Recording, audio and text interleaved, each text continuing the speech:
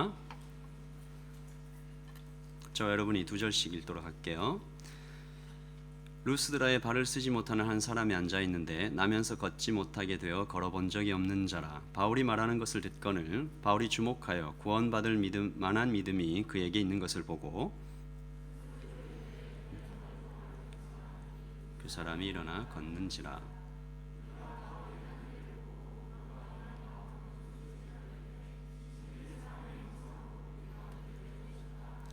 바나바는 제우스라고 바울은 그 중에 말하는 자이므로 헤르메스라 하더라. 시외 제우스 신당의 제사장이 화환들을 가지고 대문 앞에 서서 무리와 함께 제사하고자 하니 두 사도 바나바와 바울이 듣고 옷을 찢고 무리 가운데 뛰어들어가서 소리질러 이르되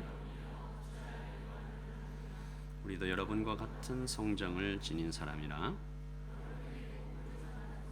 이런 헛된 일을 버리고 천지와 바다와 그 가운데 하나님이 지나간 세대에는 모든 민족으로 자기들의 길들을 가게 방임하셨으나 그러나 자기를 증언하지 아니하신 것이 아니니 곧 여러분에게 하늘로부터 비를 내리시며 결실기를 주시는 선한 일을 하사 음식과 기쁨으로 여러분의 마음에 만족하게 하셨느니라 하고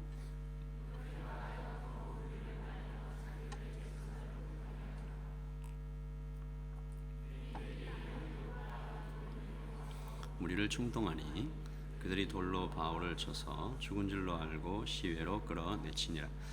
제자들이 들어섰을 때 바울이 일어나 그 성에 들어갔다가 이튿날 바나바와 함께 더베로 가서 복음을 그 성에서 전하여 많은 사람을 제자로 삼고 루스드라와 이고니온과 안디옥으로 돌아가서 제자들의 마음을 굳게 하여 또 우리가 하나님의 나라에 들어가려면 많은 환난을 겪어야 할 것이라고 각 교회에서 그들이 믿는 주께 그들을 위탁하고 비시디아 한가운데로 지나서 밤빌리아 이르러 말씀을 버가에서 전하고 아달리아로 내려가서 거기서 배 타고 안디옥에 이르니 이것은 두 사도가 이룬 그 일을 위하여 전에 하나님의 은혜에 부탁하던 곳이라. 그들이 이르러 그와 함께 행하신 모든 일과 이방인들에게 믿음의 문을 여신 것을 보고하고 함께 읽겠습니다. 제자들과 함께 오래 있으니라. 아멘. 자리에 앉으시고요. 우리는 지난번 사도행전 12장에서 기도에 대해서 배웠죠. 야고보는 죽고 베드로는 감옥에 갇혀서 죽기만을 기다리는 상황에 교회는 아무것도 할 것이 없어서 정말 무기력한 상황 같은 곳에 놓여 있지만 교회가 기도하죠. 그리고 기적이 일어납니다. 왜 기도가 기적을 낳았습니까? 하나님께서 교회의 기도를 들으시기 때문이죠. 기도가 칼보다 강하다. 기도를 했으면 믿어야 한다. 그리고 기도에 대해서 중요한 것 하나 배웠습니다. 아직 내 믿음이 약해도 계속해서 그래도 기도해 나가야 된다. 기도가 나를 바꿀 때까지 계속 기도해야 된다 나눴습니다. 그리고 영적 전쟁 살펴봤죠. 우리는 헤롯을 통해서 두 가지 경고를 들었습니다. 첫 번째는 영적 전쟁에 대비하라. 그리고 너도 헤롯이 되지 않도록 조심하라. 세상의 방법으로 싸워서는 세상에 이길 수 없다. 교회에게 허락된 무기로 싸워라. 교회에게 허락된 무기가 뭡니까? 기도와 말씀입니다. 12장의 마지막에 결국 영적 전쟁에 패한 헤롯은 벌레에 먹혀 죽게 되죠. 하나님의 말씀은 더욱 힘차게 퍼져나갔고 한편 바나바와 바울은 예루살렘에서 안디옥으로 돌아오게 됩니다. 오늘 13장부터 진행되는 13장과 14장은 안디옥 교회가 바나바와 바울을 선교사로 보내는 장면으로부터 시작을 하는데요. 그들은 약 2년간 지금의 터키 지역, 갈라디아 지역을 이렇게 다니면서 복음을 전합니다. 이것을 바울의 첫 번째 전도 여행이라고 부르죠. 지도를 한번 보겠습니다. 여러분이 보실 때 이 13장과 14장에는 지명이 굉장히 많이 나와요. 그래서 지도를 여러분이 좀 보시면서 익숙하게 좀 인지하시는 게 좋겠다 싶습니다. 여기 파란색, 초록색 화살표로 되어 있는 것이 바나바와 바울이 출발해서 갔던 길이고 빨간색 줄이 돌아온 길입니다. 이 지도로만 봐서는 이게 얼마나 넓은 지역인지 어떤 느낌인지 잘 알 수가 없지만 학자들이 연구해서 발표한 바에 의하면 왕복 총 거리가 2,400km입니다. 제가 계산을 좀 해봤어요. 뉴질랜드의 북쪽 끝 케이프레잉하에서 남쪽 끝 블러프의 스탈링 포인트까지가 2047km입니다. 그러니까 우리 케이프레잉하에서 남섬 끝까지, 아니 거꾸로 남쪽 끝에서 북쪽 끝까지 걸어갔다가 다시 오클랜드까지 내려오는 정도의 거리다 이 말이죠. 비행기도 없고 차도 없고 대부분 걷거나 말을 타거나 어떤 마차를 타고 다녔던 전도 여행 2년간. 우리는 2000년 전 이 바나와 바울이 걸었던 그 길을 한번 따라가 보면서 전도가 무엇인지, 선교가 무엇인지, 그리고 그 선교에 하나님께서 우리에게 무엇을 가르쳐 주시는지, 하나님의 선교는 어떤 모습이어야 하는지 살펴보기를 원합니다. 먼저 여행을 떠나기 직전에 준비하는 모습부터 좀 살펴보겠습니다. 우리 같이 한번 그 다음 말씀을 좀 보죠. 같이 읽읍시다. 시작. 나의 선교가 아니라 성령님의 선교이다. 말씀 읽을게요. 주를 섬겨 금식할 때에 성령이 이르시되 내가 불러 시키는 일을 위하여 바나바와 바울을 따로 세우라 하시니, 같이 읽읍시다. 이에 금식하며 기도하고 두 사람에게 안수하여 보내니라. 두 사람이 성령의 보내심을 받아 실루기아에 내려가서 거기서 배를 타고 구브로에 가서. 안디옥에서 출발한 길이 이렇게 구브로 섬까지 가는 그 길로 이어지는데, 이 모든 선교의 시작은 기도였습니다. 교회가 어느 날부턴가 금식하며 기도하기 시작한 거예요. 왜 금식했을까? 금식이 뭡니까? 먹고 마시는 걸 끊는 거죠. 먹고 마시는 것을 끊고 먹는 것만 계속 생각하는 겁니까? 그게 아니고 먹고 마시는 것을 끊고 하나님의 일에 집중하는 것입니다. 오직 기도에 전념하는 것이죠.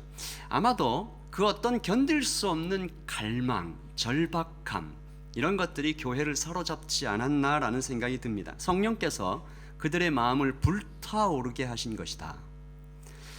기도하라. 이제 곧 중요한 일이 시작될 것인데 너희는 마땅히 기도로 준비해야 된다. 성령께서 그렇게 말씀하셨고, 성도들은 정말로 금식하면서 그 음성에 순종하여 기도하기 시작합니다.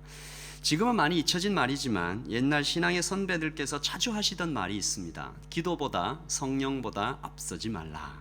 제가 몸담았던 CCC에서 그 선교단체에서 자주 썼던 말인데요. 기도로 준비하지 않으면 하나님의 일을 감당할 수가 없다. 기도를 통해 하나님의 마음을 알고 능력을 받아 움직여야만 이 땅에 하나님의 뜻이 이루어질 수 있는 것이다. 그러므로 우리는 이렇게 말합니다.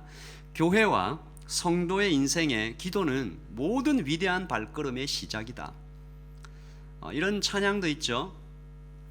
기도할 수 있는데 왜 걱정하십니까? 오늘 집을 나서기 전 기도했나요? 이런 모든 찬양들이 그냥 그저 나온 것이 아닙니다. 많은 신앙의 선배들이 기도의 중요성과 기도가 모든 성도들의 인생의 위대한 발걸음의 시작이라는 것을 알고 체험하고 지은 것들이죠. 안디옥 교회가 금식을 하면서 기도를 시작하고 있는데 드디어 성령의 음성이 모두에게 들리기 시작합니다. 바나바와 바울을, 바나바 사울을 따로 세우라. 교회가요, 기도하고 있는 도중에 받은 그 말씀에 즉각 순종합니다. 파송 예배가 드려지고 아직 어디로 갈지, 누구를 만날지 아무것도 알지 못하지만 교회는 보내고 바나바와 바울은 떠납니다. 교회의 순종이 훌륭하죠. 바나바와 바울의 순종도 정말 아름답습니다. 그러나 이 모든 일을 시작하시고 진행하시고 완성하시는 분을 우리가 잊어서는 안 됩니다. 성령님이시죠. 성령님께서 모든 일을 시작하시고 진행하시고 완성하시는 분입니다. 그러므로 어떤 신학자의 말처럼 하나님의 선교 미시오 데이는 정말로 맞는 말입니다. 이것이 우리를 흔들어 깨우죠. 삼위 하나님께서 무한한 사랑으로 그 어느 날 태초 전에 어느 한순간에 삼위 하나님의 마음에 인생이 들어오신 것부터가 선교의 시작입니다. 그리고 사람이 아니었으면 흠이 없을 우주 한가운데 에덴을 만드시고 죄의 가능성을 가진 아담을 살게 하신 것도 선교의 마음이죠. 쫓겨난 아담들에게 수많은 선지자들을 보내신 구약의 기록 하나하나가 다 선교의 하나님을 이야기하십니다. 결국 때가 되어 선교의 하나님께서는 자기 자신을 보내시죠. 예수 그리스도이십니다.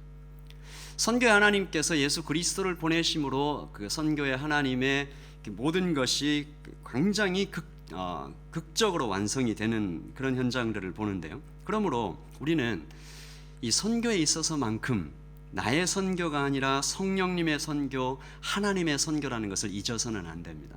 우리가 선교를 얘기할 때 바로 여기에서 출발해야 되는 거죠. 그러나 우리가 선교뿐만인가? 선교만 그런 것인가? 아닙니다.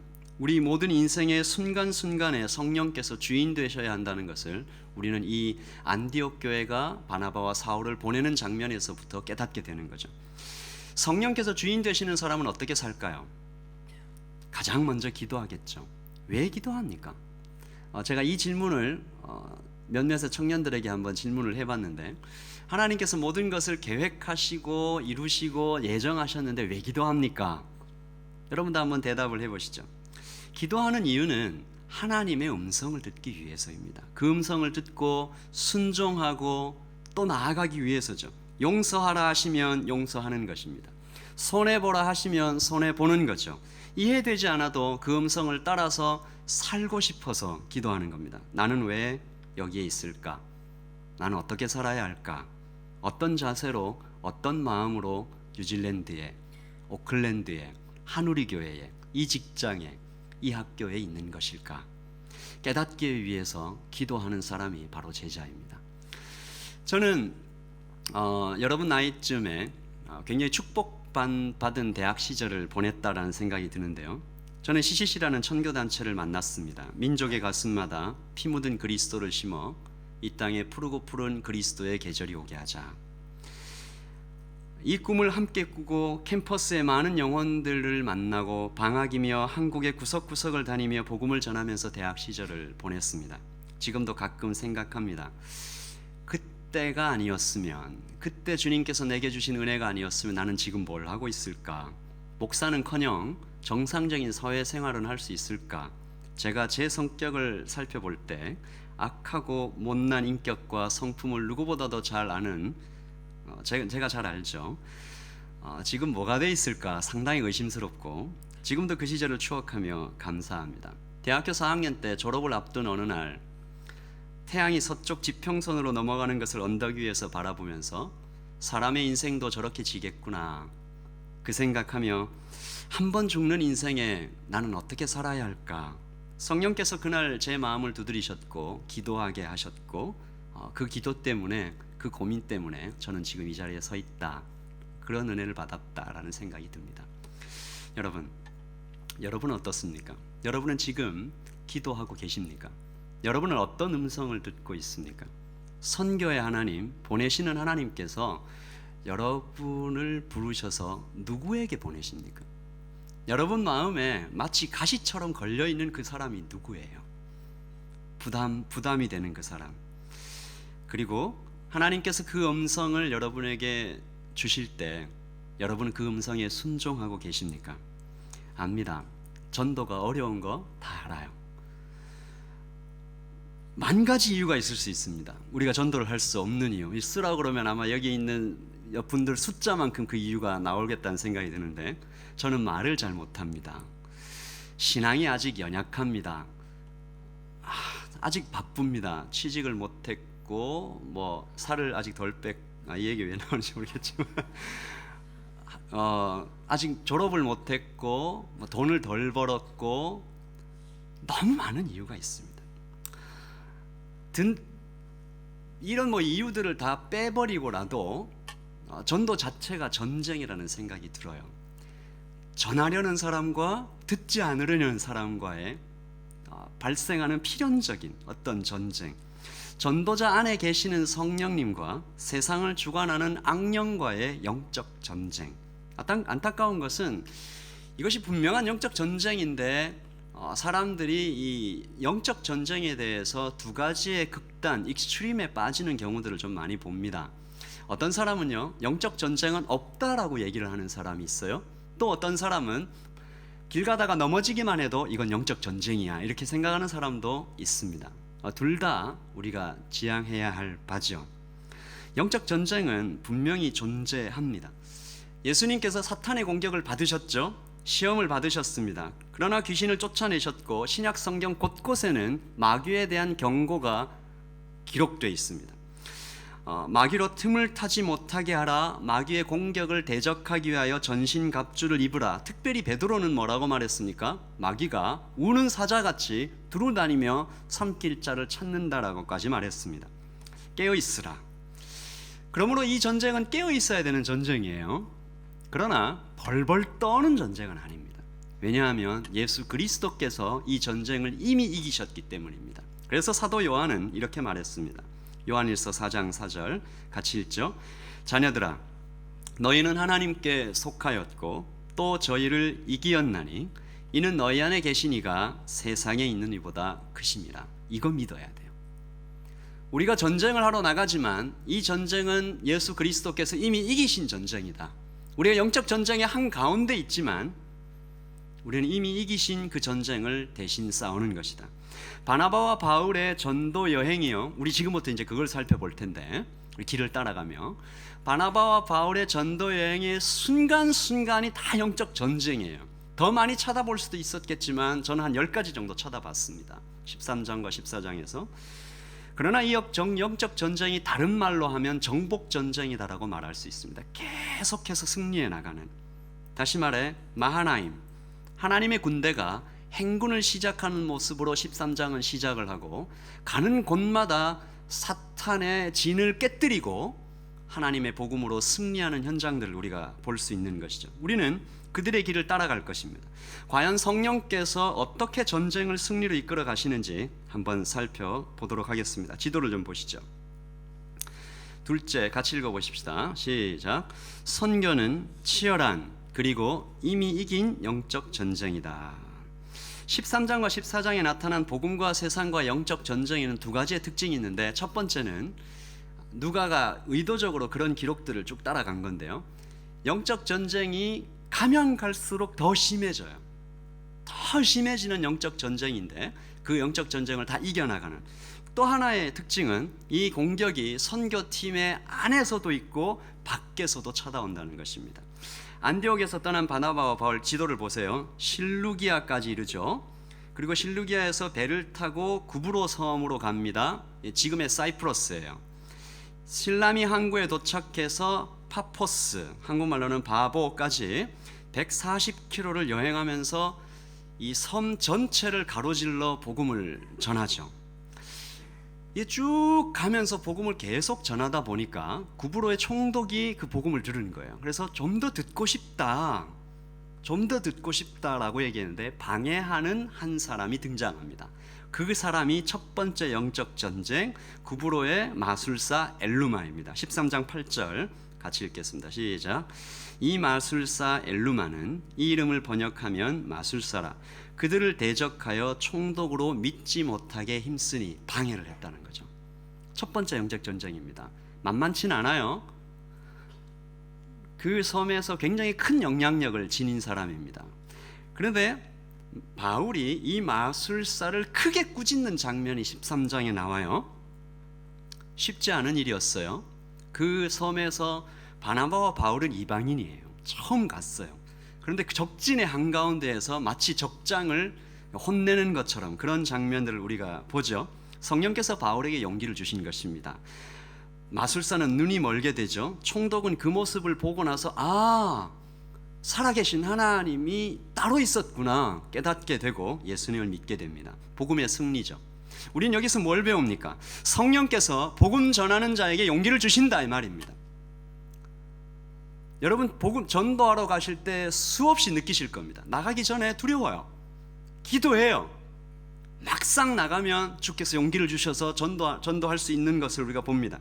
성령께서 예수님께서 이렇게 말씀하셨죠. 볼지어다 내가 세상 끝날까지 너희와 항상 함께 있으리라. 이 말씀은 그때와 지금도 영원히 우리와 함께하는 그 말씀입니다. 선교사들이요, 그 놀라운 현장들을 보고 구브로 섬에서 복음을 많이 전하고 크게 기뻐하며 섬을 떠납니다. 지도를 한번 다시 보시죠. 섬을 떠나 아탈리아를 지나가죠. 그리고 버가에까지 얼마나 기쁨으로 쳐다갔겠어요. 그리고 여기서 두 번째 영적 공격이 쳐다옵니다. 뭡니까? 같이 떠났던 선교사 팀이 3명인데 같이 떠났던 선교사 마가가 그 팀을 떠납니다. 마술사 엘루마의 공격이 밖에서 왔다면 이번에는 선교팀 안에서부터 공격이 쳐다오는 거죠. 같이 읽읍시다. 시작.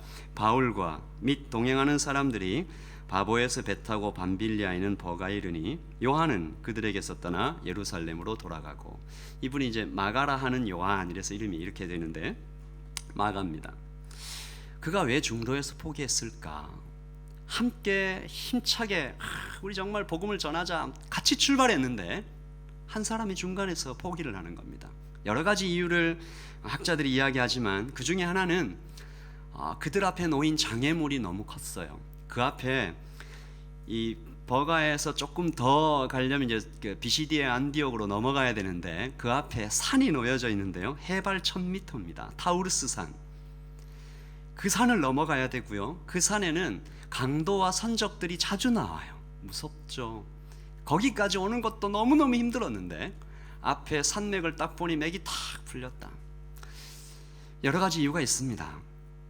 어떤 이유인지 알 수 없지만 성경은 그의 포기를 아주 안타까운 시선으로 그리고 있어요.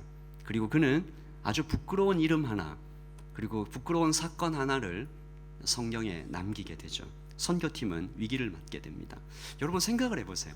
이 세 명이 손잡고 기분 좋게 출발했는데 의지할 것은 우리 세 명밖에 없는데 그 중에 한 명이 떠나버리는 거예요. 선교팀이 얼마나 마음이 상심했을까? 바울이라고 달랐을까? 마가가 떠난다고 할 때 얼마나 힘이 빠질까? 복음을 전할 때 때때로 이런 일들이 일어나요. 비슷한 일들이 일어나요. 함께 가자고 얘기한 사람들이 빠져요. 그리고 심지어는 함께 복음을 전하기로 했던 사람이 오히려 반대해요. 힘을 빼요. 이렇게 말합니다. 야, 꼭 그렇게 별나게 살아야 돼? 주일에 교회 출석하고 나쁜 짓 하지 않고 그 정도 살면 되는 거 아니야? 꼭 그렇게 시간 내 가지고 안 들으려고 하는 사람한테 가서 그렇게 복음 전해야 돼? 힘을 뺍니다. 전도하는 거 그거 민폐일 수도 있어. 이렇게도 얘기할 수 있습니다. 야, 네가 전도를 한다고? 너나 잘하세요. 뭐 이런 얘기들 할 수가 있겠죠. 그러나 우리는 바울의 전도 여행이 거기서 멈추지 않았다는 것을 보고 배웁니다. 바울이 마간을 떠나보내고도 그 섭섭하고 아픈 마음을 가지고도 계속 길을 가는 겁니다. 한 학자는 바울이 그때 당시에 급성 말라리아에 걸렸다라고 얘기하는 학자들도 있습니다. 바늘로 온몸을 쿡쿡 찌르는 것 같은 통증을 가지고 그 산을 넘어갔을 것이다. 계속 길을 가요. 포기하지 않아요. 감사한 것은 마가는 후에 이때의 실패를 딛고 일어나 다시 믿음의 용사가 되었다는 거죠. 바울이 후에 자신의 서신서에서 마가를 데려와라. 저가 나의 일에 유익하다. 마가는 다시 일어섭니다. 훌륭한 믿음의 일꾼으로 성장하게 되죠. 그러므로 우리가 바울을 보고서도 포기하지 말아야 된다 배우고요. 마가를 통해서도 포기하지 말아야 되는구나. 실패한 사람을 보고도 포기하지 말아야 하지만 내가 실패한 그 현장에서도 다시 일어나는 것입니다. 다시 일어서서 주님 가신 길을 따라가야 되는 거죠. 지도를 좀 다시 보죠. 자, 이 버가에서 선교팀은 버가를 떠나 비시디아의 안디옥, 우리가 떠나왔던 곳은 수리아의 안디옥이고요. 여기는 비시디아의 안디옥입니다. 이곳에서 바울은 안식일을 맞아서 유대인의 회당으로 들어가서 복음을 전합니다. 이때 바울은 복음을 듣는 사람들을 잘 고려해서 구약에서부터 복음을 시작해요. 그래서 복음을 잘 전합니다. 설교를 듣는 사람들이 너무 집중해서 듣고 다음 안식일에도 복음을 또 전해줄 수 있겠냐 부탁을 하죠. 그리고 세 번째 영적 전쟁이 찾아옵니다. 바울이 인기를 얻고 그 설교가 사람들의 귀에 쫙 들리니까 유대인들이 방해를 시작합니다. 본격적이고 집단적인 방해가 시작되는 거죠. 13장 44절입니다. 시작. 그 다음 안식일에는 거의 다 하나님의 말씀을 듣고자 하여 모이니 유대인들이 그 무리를 보고 시기가 가득하여 바울이 말하는 것을 반박하고 비방하거늘. 이 방해가 바울과 바나바를 이기지 못했습니다. 그러니까 조금 더 심한 방해를 하죠. 49절입니다. 주의 말씀이 그 지방에 두루 퍼지니라. 영적 전쟁에도 불구하고 이제 계속 퍼진 거죠. 그 다음 시작. 이에 유대인들이 경건한 귀부인들과 그 신의 유력자들을 선동하여 바울과 바나바를 박해하게 하여 그 지역에서 쫓아내니, 자기들끼리 반대해서 안 되니까 다른 사람들까지 포섭해서 함께 반대하는 거예요. 쫓겨납니다. 쫓겨난 선교사들은 이고니온으로 이동을 하죠. 지도를 보시면 이고니온이 나올 텐데, 전쟁에서 지고 도망가는 모습처럼 쫓겨나냐? 그런 건 아닙니다. 선교사들은 성실하게 복음을 전했고 결과는 하나님께 맡겨드렸으며 13장의 마지막 48절을 보면 그들은 기뻐하면서 떠나는 거예요. 복음의 승리를 선포하고 있어요. 이방인들이 듣고 기뻐하여 하나님의 말씀을 찬송하며 영생을 두기로 작정한 사람들은 다 믿더라. 주의 말씀이 그 지방에 두루 퍼지느라 하고 나서요, 52절 시작. 제자들은 기쁨과 성령이 충만하니라. 여기서 기록된 제자들은 바나바와 바울을 이야기하는 것이 아니고 그 이고니온에서 믿었던 새로 믿은 그 모든 신자들을 제자라고 이렇게 일컫고 있는 것이죠. 똑같은 일이, 주께서 선교사들이 전한 말씀을 기적과 표적으로 증명해 주시고 많은 영혼들이 주께로 돌아오는 영적인 공격에도 불구하고 하나님의 승리는 계속되고 있는 장면이죠. 그런데 그 승리에도 불구하고 또 계속되는 영적 공격은 거기서 조금 더 심해집니다. 이고니온입니다. 14장 4절 시작. 그 시내의 무리가 나뉘어 유대인을 따르는 자도 있고 두 사도를 따르는 자도 있는지라. 이방인과 유대인과 그 관리들이 두 사도를 모욕하여 돌로 치려고 달려드니. 처음에는 유대인들이 방해했다가 함께 방해했다가 말로 해서 안 되니까 이제는 물리적인 공격을 하려고 시도하죠. 정말로 돌로 치려고 했어요. 또 피합니다. 그리고 나서 이고니온에서 루스드라까지 이동하게 되는데, 루스드라에서는 독특한 일들이 일어나죠. 자, 14장 11절입니다. 같이 읽어보죠. 시작. 무리가 바울이 한 일을 보고 루가오니아 방언으로 소리질러 이르되, 신들이 사람의 형상으로 우리 가운데 내려오셨다. 바울이 어떤 일을 했어요? 나면서부터 앉은뱅이를 고친 거예요. 그걸 보고 사람들이 깜짝 놀라서 이렇게 말합니다. 14장 12절 시작. 바나바는 제우스라고 바울은 그 중에 말하는 자이므로 헤르미스라 하더라. 신이다 그랬다는 거예요. 그래서 화환들을 가지고 와서 제사를 지내려고 합니다. 그러니까 바울이 소리를 지르면서 나는 사람이다 라고 얘기를 하죠. 여러분, 이 루스드라에서 시험은 선교팀 안에서 일어나는 시험이라고 볼 수 있어요. 이것은 특별하며 어떤 의미에서는 바울과 바나바가 겪었던 시험 중에 가장 심한, 가장 위험한 영적 공격일 수 있습니다. 전혀 예상치 못했어요. 이건 뭐냐 하면, 그 당시에 바나바와 바울이 잠깐 눈만 감고 넘어가면 선교에 있어서도, 그들의 전도 여행에 있어서도, 그들의 일신에, 그들 육체의 편안함, 그 모든 것을 얻을 수가 있는 거예요. 영웅적인 존재로 찬송과 경배를 받을 수 있는 순간이었어요. 그리고 그렇게 된다면 분명 루스드라에서의 복음 전파는 더 쉽게, 더 빨리 전해졌을지도 몰라요. 그것이 정말 복음이냐 하는 문제는 뒤로 물러나야겠지만요. 우리는 이런 시험을 받을 수가 있습니다. 우리는 오늘 이런 순간에 바울처럼 옷을 찢고 무리 가운데 뛰어들어가 나도 너희와 똑같은 사람이다 라고 얘기하면서 자신에게 쏟아지는 칭찬과 그런 모든 것을 거부할 수 있을까? 우리가 조금만 칭찬을 들어도 너무너무 기분이 좋은 게 우리 사람들이잖아요. 칭찬 안 해주면 이렇게 상처받았어요 하는 이게 우리 사람인데, 바울은 그 모든 그 순간에 어마어마한 영적인 위기를 넘어가고 그들에게 즉시 복음을 전합니다. 우리는 신이 아니다. 그러나 참 신이 계시다. 하나님께서 우주를 창조하셨다. 그리고 이 땅에 오셨다.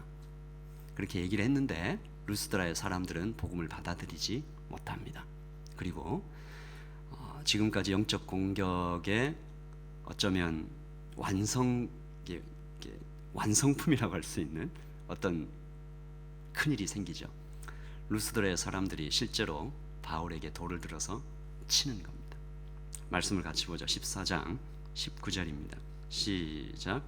유대인들이 안디옥과 이고니온에 와서 무리를 충동하니 그들이 돌로 바울을 쳐서 죽은 줄로 알고 시외로 끌어내치니라. 유대인들이 거기서부터 쫓아온 거예요. 쭉 와서 루스드라에 있는 사람들과 함께 바울을 돌로 친 거죠. 방금까지 신이라고 소리치던 사람들이 이제는 돌로 친다. 여러분, 이 장면을 보면 뭐 생각나요? 방금까지 신이라고 막 환호를 하다가 갑자기 돌로 쳐요. 어디서 많이 봤죠? 예수님께서 나귀를 타고 예루살렘 성에 들어오실 때 호산나 외치던 사람들이 금방 십자가에 못 박아라 그러잖아요. 바울이 똑같은 경우를 당한 거죠. 경배하던 이 손이 손가락질과 멸시의 눈빛으로 바뀐 것입니다. 여러분, 바울이 돌을 맞으며 무슨 생각을 했을까요? 스데반을 기억했을까? 자기의 눈앞에서 죽어간 그 스데반, 무슨 기도를 드렸을까?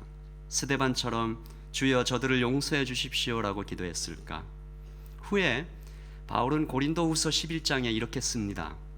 돌로 맞은 것이 한 번이요. 그때가 아닐까 생각해요. 바울은 사람들이요, 돌로 쳐가지고 돌로 친 사람들이 얜 죽었다 생각하고 성 밖으로 버렸어요. 바울은 죽었다고 여겨질 만큼 심각한 상태가 된 거죠. 그런데 하나님께서 바울을 살리십니다. 이때 바울이 다시 일어났다라고 얘기할 때 이 수동태예요. 하나님께서 바울을 일으키신 것이다. 부활의 능력을 말할 때 쓴 단어예요. 아나스타스. 부활의 주님께서 부활의 기적을 바울에게 행해 주신 것이죠. 저는 이 바울의 1차 전도 여행을 이렇게 길을 따라서 쭉 가다가 살펴보다가 이 루스드라에 이르러서 제 마음이 굉장히 큰 감동을 받았습니다. 지금도 그 장면을 생각하면 뭉클해지는데, 죽다 살아났어요. 근데 그 바울이 자기를 친 사람들이 있는 그 루스드라 성으로 다시 들어갔다가 그 다음날 아침, 며칠 쉬지도 않았어요. 그 다음날 아침 더베라는 장소로 이동을 합니다. 그 20절 같이 한번 살펴보죠. 같이 시작. 제자들이 둘러섰을 때에 바울이 일어나 그 성에 들어갔다가 이튿날 바나바와 함께 더베로 가서, 길이 얼마나 긴 거리냐면 96km입니다. 그는 어떻게 돌에 맞아 성한 곳이 없는 몸으로 그 길을 걸어갈 수 있었을까? 그는 후에 갈라디아에 서해서 내가 내 몸에 예수의 흔적을 가지노라라고 씁니다. 바로 그때의 상처였을 거죠. 바울은 어떤 생각을 하면서 더베로 가는 그 먼 길을 걸어갔을까? 불평했을까? 이게 무슨 꼴이냐? 복음을 전했는데, 성령의 음성에 순종했는데 왜 이런 일이 내게 쳐다오느냐? 아니면 감사했을까? 주를 위해 고난받는 것을 영광으로 여기며 기뻐했을까? 한 신학자는 나는 언젠가 산토끼가 피를 흘리며 눈 위로 지나간 저취를 본 적이 있다. 유럽을 지나간 바울의 저취가 바로 그랬을 것이다 라고 말했습니다. 바울은 루스드라에서 더베까지 터벅터벅 피를 흘리며 걸어갔을 것입니다. 그는 아마도 예수님의 십자가를 기억했겠죠. 예수 그리스도께서 십자가를 지고 오르신 그 산의 풍경을 기억했을 것입니다. 침묵과 고통의 길을 사명 때문에, 사랑 때문에 그리스도께서 걸으셨던 길, 그 길을 이제 나도 걷고 있다. 참으로 제자는 스승을 따라 사는 사람이다. 우리가 참 자주 말합니다. 예수님을 닮고 싶습니다. 예수님을 닮는다는 게 과연 뭘까? 그는 더베에 도착해서 그 몸을 이끌고 복음을 전하죠. 많은 사람들이 믿고 제자가 됩니다. 그리고 더베에서 바울의 1차 전도여행에 모두 마치는 거죠. 그리고 이제는 지도를 한번 보여주십시오. 이제 2년 만에 다시 떠나왔던 곳 안디옥으로 돌아가면 되는 길이에요. 그런데 여러분, 여기서 좀 이상한 거 발견되지 않으세요? 거기 더베에서 안디옥까지, 여기 보시면 더베에서 떠나왔던 안디옥까지 굉장히 가깝죠. 근데 바울이 거꾸로 가요. 거꾸로 이렇게 돌아서 안디옥으로 돌아가요. 왜 그랬을까? 타우르스 산을 넘어 밤빌리아의 해안 늪지를 전하 버가에서 또 복음을 전한 후 아탈리아로 내려가 그 항구에서 배를 타고 안디옥으로 돌아온 것입니다. 왜 그랬을까요? 여러 가지 이유가 있을 수 있겠지만 결국 하나로 모아집니다. 바울은 자기 자신보다 교회를, 자기 자신보다 복음을 더 중요하게 생각했던 것이죠. 지금 막 태어난 어린 교회들, 그곳의 성도를 생각하는 마음이 깊었기 때문입니다. 지금 그 교회들이 있는 곳 보세요. 더베, 루스드라, 이고니온, 안디옥, 버가, 아탈리아, 이 모든 지역에 어떤 소문이 퍼진 것 같아요? 바울이 죽었다. 우리가 가서 돌로 쳤다. 끝났다. 그 옛날 예수님의 무덤을 지키던 군인들에게 거짓말을 시켰던 것과 같은 이유로 바울의 죽음을 광고하고 다닌 것입니다. 그래서 그 지역에는 내가 그때 들었던 그 복음을 전해준 그 사람이 아무 힘도 없이 죽어간 것이 맞는가? 유대인들의 악한 말들이 전해진 곳마다 바울은 다시 찾아간 것입니다. 교회를 다시 튼튼하게 하기 위해서 찾아가서 외친 것입니다. 아니다, 나는 여기 살아있다. 부활하신 예수 그리스도께서 나를 다시 살려주셨다. 소리 높여 외쳤을 것입니다. 그래서 그 길은 두렵고 힘든 길이었지만 반드시 가야 하는 길이었죠. 다른 모든 것을 뒤로하고 주님과 어린 영혼들을 생각하는 마음이 바울에게 있었다는 것입니다. 21절입니다. 같이 읽죠. 시작. 복음을 그 성에서 전하여 많은 사람을 제자로 삼고 루스드라와 이고니온과 안디옥으로 돌아가서 제자들의 마음을 굳게 하여 이 믿음에 머물러 있으라 권하고 또 우리가 하나님의 나라가 들어가려면 많은 환난을 겪어야 될 것이라. 여러분 한번 마음속으로 상상을 해보세요. 이렇게 돌아가면서 이고니온에 도착해서 성도들을 만나서 이런저런 얘기를 하고 나 살아있다 얘기하고 나서 어떻게 해야 돼요? 떠나야 돼요. 다시 길을 가죠. 언제 다시 만날지 알 수 없어요. 얼마나 많이 울었을까. 짧은 만남 후 돌아오는 날에는 차마 보내지 못하는 성도들과 자꾸만 뒤를 돌아다보는 바울과 바나바의 눈물이 강을 이루었을 것이다. 그렇게 생각합니다. 저는 이 장면을 좀 떠올리면서 얼마 전 선교를 갔다 온 한 자매가 정확하게 얘기하면 두 자매인데 두 자매가 생각이 납니다. 그 자매들은 선교를 갔다 오고 나서 한참 동안 그 나라 이름만 들어도 눈물을 흘렸습니다.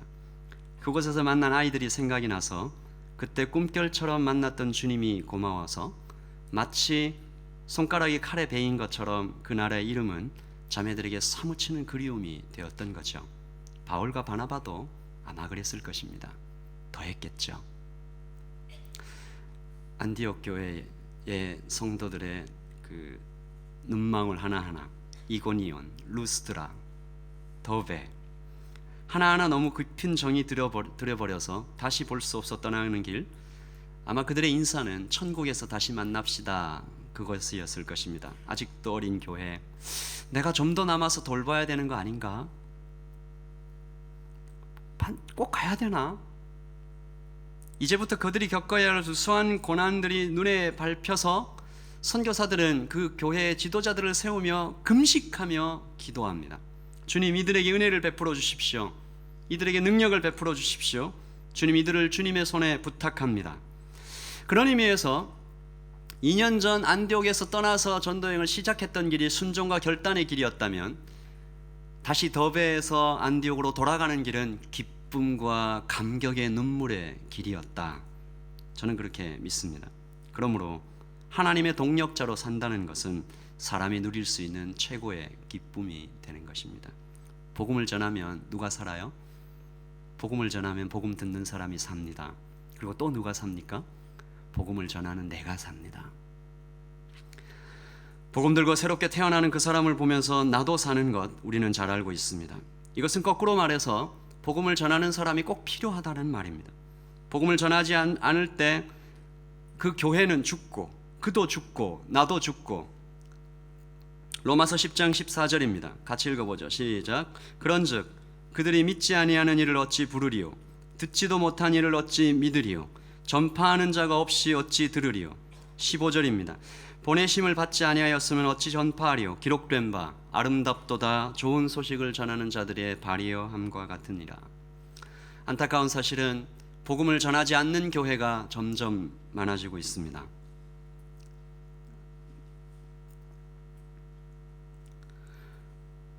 하누리 교회는 어떨까? 하누리 교회 전체를 우리가 보아도 그렇겠지만 목장도 교회죠. 복음을 전하지 않는 목장 점점 많아지고 있습니다. 복음을 전하지 않는 목장은 결코 완전히 하나님 안에서 행복할 수 없습니다. 사랑하는 청년 여러분, 우리가 바울의 전도 여행을 안디옥에서 더베까지 쭉 따라가면서 무수한 영적 전쟁들을 보았습니다. 사람들의 방해, 동력자의 떠남, 뉴질랜드에서 그런 일이 있을지 없을지 모르겠지만 돌로 맞음, 비난을 당하고, 그러나 우리는 결과는 주님께 맡기고 단순히 복음을 전해야 합니다. 여러분, 지금 우리가 여기에 이 사부 예배 본당을 꽉 채우고 청년들이 여기 앉아 있지만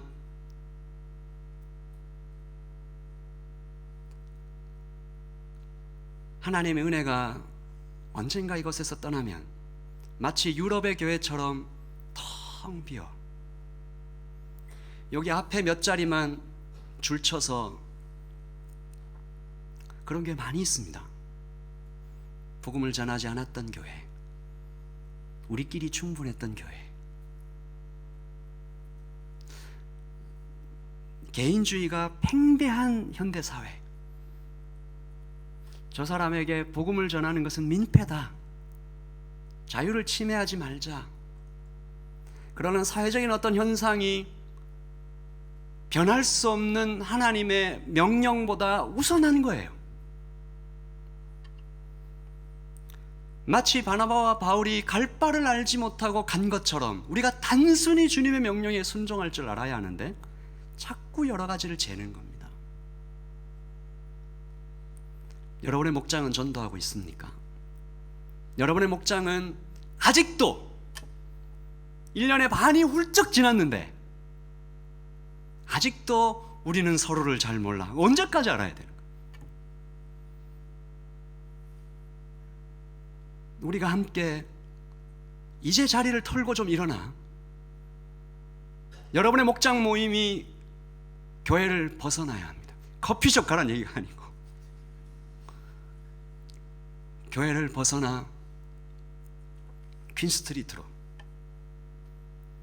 또 이 노쇼의 이곳저곳에 목장별로 함께 가기도 하고, 개인이 여러분의 직장과 학교에서 입을 열어 복음을 전해야 되는 것이죠. 복음을 전하기 시작할 때 여러분의 신앙은 놀랍게 성장할 것입니다. 여러분, 지금 하나님이 정말 계신가? 하나님이 정말 나를 사랑하시는가? 되짚어 봐도 알지 못하겠다라는 분이 있으면 즉시 일어나 복음을 전하십시오. 저는 지금 모든 목자분들에게 엄중하게 말씀하고 있는 것입니다.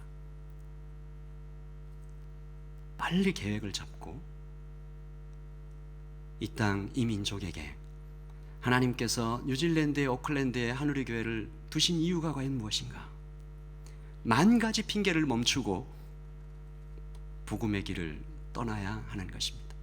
우리가 사도행전을 공부해서 지금 13장까지 왔어요. 물론 부족한 설교자가 많이 부족해서 그러지 않은가 생각을 하지만 저는 그렇게 생각을 했어요. 이게 이 사도행전을 전하다 보면 목장들이 스스로 알아서 이 불타는 복음의 열정을 가지고 복음을 전하게 될 것이다. 아직도 믿고 있습니다.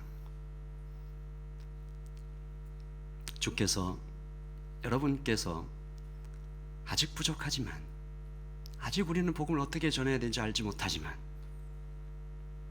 그래도 주께서 우리에게 용기 주시고 전할 말을 주시고 하나님께서 그 순종의 길을 기쁨과 감격의 길로 변화시키실 것입니다. 여러분이 태어나서 여러분의 인생이 끝나는 날까지 단 한 명의 영혼에게도 내 입으로 복음을 전해보지 못하고 주님 앞에 선다면 참으로 부끄러운 일이 될 것이다. 저는 그렇게 믿습니다.